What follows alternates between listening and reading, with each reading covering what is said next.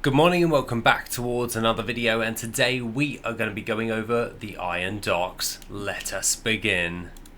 Now the iron docks is a really easy one in order to do. Basically what you're going to be wanting to do in this gold farm is by going all the way over towards the first boss, burn those packs of mobs down up into that boss, and then going out and then taking out the rest of the mobs before the next boss is when you want to reset the instance.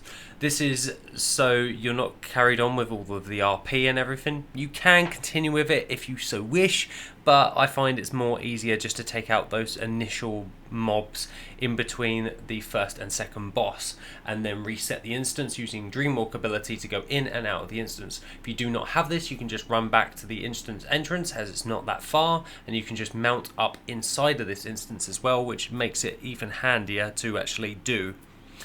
The things of note with this instance, however, is the different types of blue items you can actually get from this. Granted, this is things such as the Ares Quartz Loop, which goes for around about 50,000 gold on the region market average.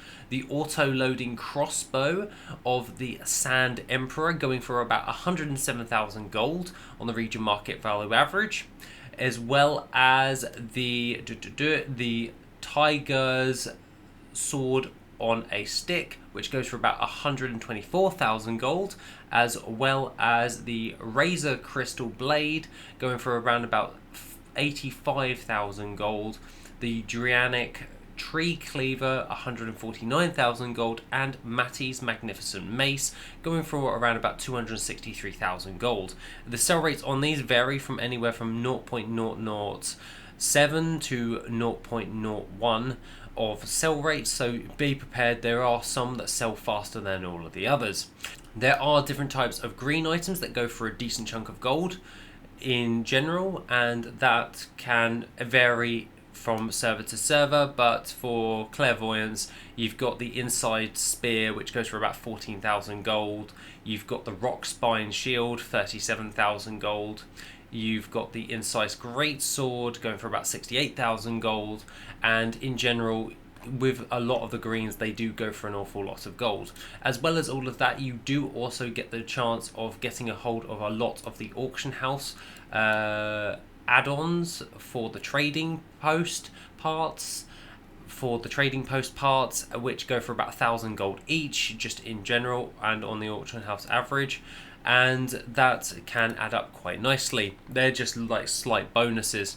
Now all in all, Worth It's data set is calculating it to be about 184,000 gold per hour for an hour's run, and you can usually do one run within about 3 to 4 minutes depending on how much you're actually trying to get it done, and then reset the instance and bing bam bush, you can easily get 10 runs within the hour before you're locked out.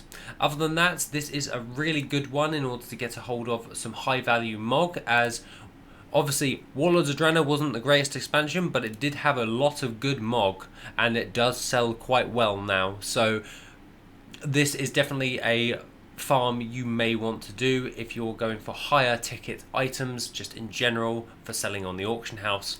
However, I would also recommend just double checking Worth It on the transmog section under instances before you do this farm, and you can usually just search this up by using the search bar for iron docks and then have a look at the data set yourself in order to figure out if you want to actually do this gold farm.